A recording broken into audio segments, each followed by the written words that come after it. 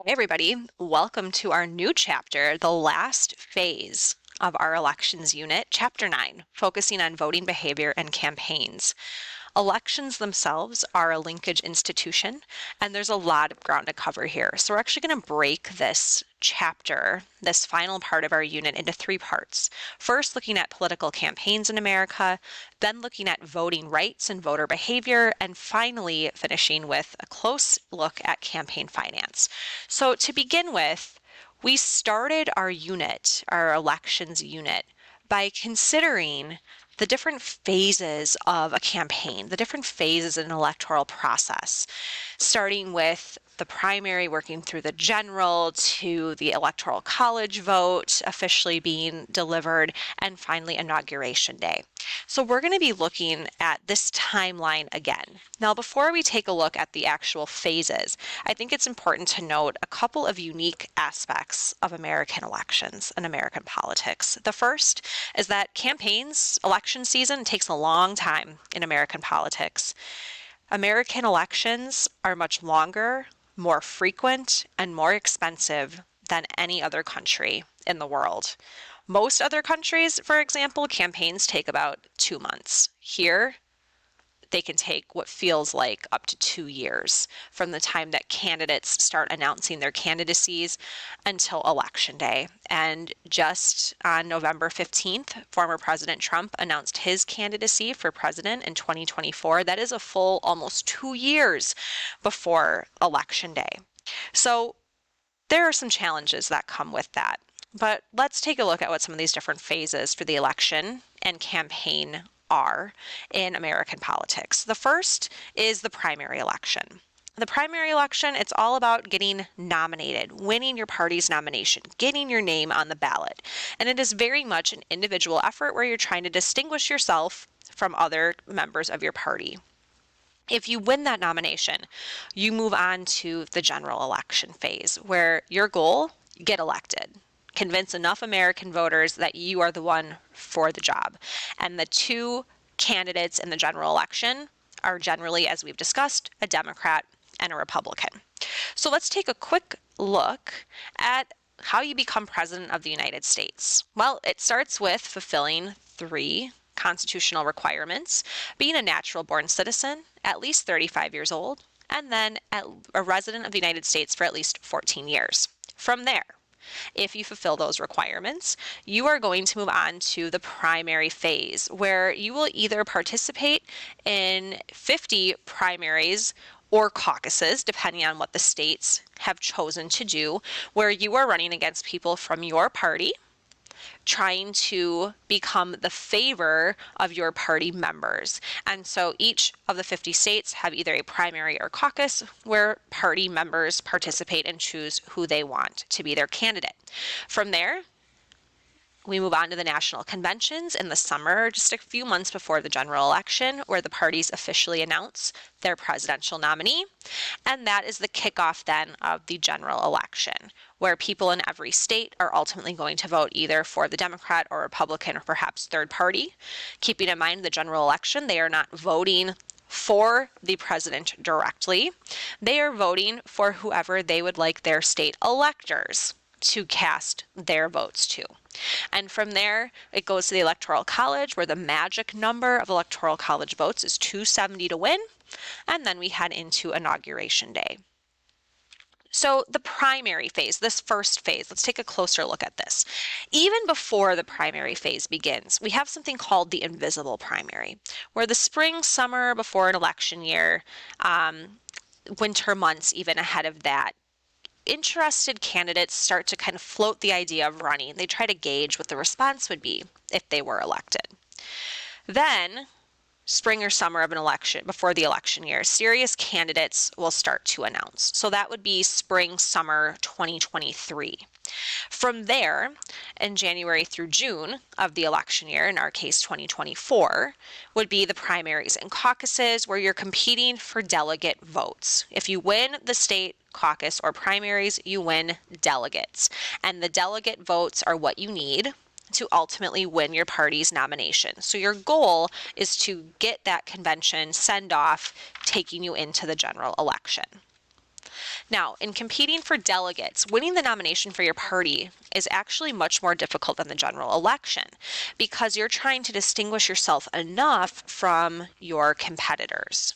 So it's all about winning delegates from individual states, getting the money, the media attention, the momentum. I mean, this is a 6-month process. It's a test of endurance and energy, and you have very little life throughout that 6-month time period. Good practice for being president, though, too. After the delegates are awarded at the National Convention, the states will officially convene and vote on their nominee, and that sends you into the general election. So the invisible primary, to say a little bit more about that, before the actual primary season, is essentially to get a feel for who's fit to run for office, feel out the support of voters and elected officials, kind of hire your team, and build support before even announcing, because you want to make sure that you're going to have a chance at being successful in these caucuses and primaries. Now, a caucus is a type of primary where rather than just casting a ballot, voters actually gather in town halls, in school gyms, church basements to discuss the candidate and show their support.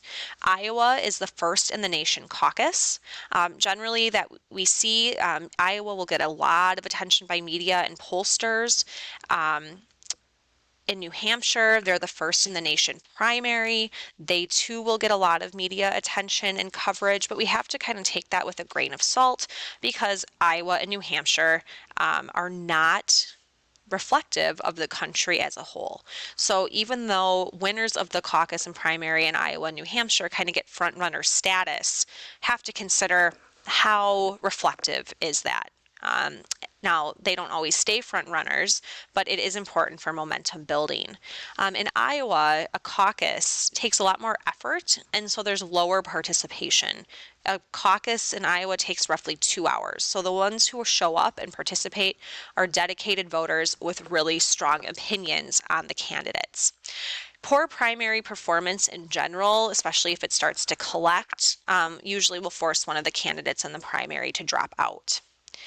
There are also in this country what we call proportional or winner-take-all primaries. So a winner-take-all primary is that idea we've talked about before, that you get the majority of the vote, you get all of the delegate votes in that state. Proportional means that they're allotted to candidates based on their share of the overall vote tally.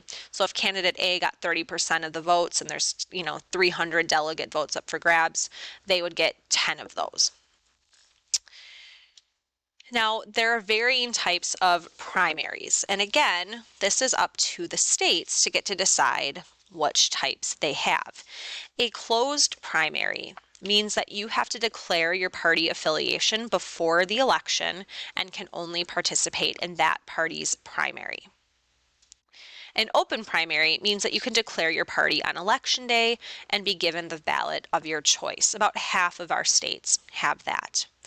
A blanket primary is where you are able to declare votes for candidates in different parties. So you can split ticket vote. So the candidates for both the Republican and Democratic parties appear on your ballot, and you're able to vote for a Republican for governor and a Democrat for your state senator and a Republican for your U.S. congressman, etc. And runoff primaries. A runoff primaries when we have all candidates on one ballot. And regardless of party affiliation, the top 2 vote getters will compete in the general election. And runoff primaries are what we call nonpartisan. So all the candidates are appearing on that ballot together. And you're again able then to split ticket vote, but the top 2 candidates will appear in the general election, meaning you could have 2 Republicans, you could have 2 Democrats. Now, this is just showing the months of some of our primaries and caucuses from the past presidential election. You'll see that Wisconsin always holds their primary in April. One thing that I want you to see here are all the states that are in that blue color. This kind of bright blue, like Texas and Minnesota, and you see a good majority of those states appear that way.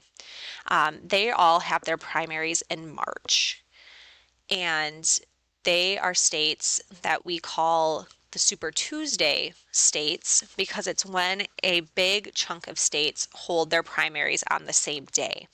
And Super Tuesday is a really important moment within the election world because it can be a strong indicator of a front runner. And usually candidates who don't perform well after Super Tuesday end up dropping out. In addition to New Hampshire and Iowa being first in the nation, South Carolina is also an important one because they are the first southern state to hold a primary, and they can be a good indicator of which way the southern voting bloc is going to go. And then this is just showing some of the delegate votes up for grabs in each state for the Democratic Party. Noting here, look at how important Super Tuesday is. Almost 1,500 delegate votes up for grabs on just one single day. Now, the primaries and caucuses do get some criticisms. The first is that front loading occurs. And what we mean by that is states want to have their primaries and caucuses earlier because they seem more important, and we get more media attention to the early caucus and primary states. So for instance, we look at kind of this disproportionate attention. Look at how much coverage a state like New Hampshire and Iowa has in the media, even though they are not significant overall to the electoral picture. The numbers in each state represent the number of events held in each of those states by Obama or Clinton in 2008. And we notice again that high vote total at Iowa and New Hampshire, small insignificant states, and then quite a few to places like Pennsylvania, Ohio, Indiana, places that are considered to be swing states.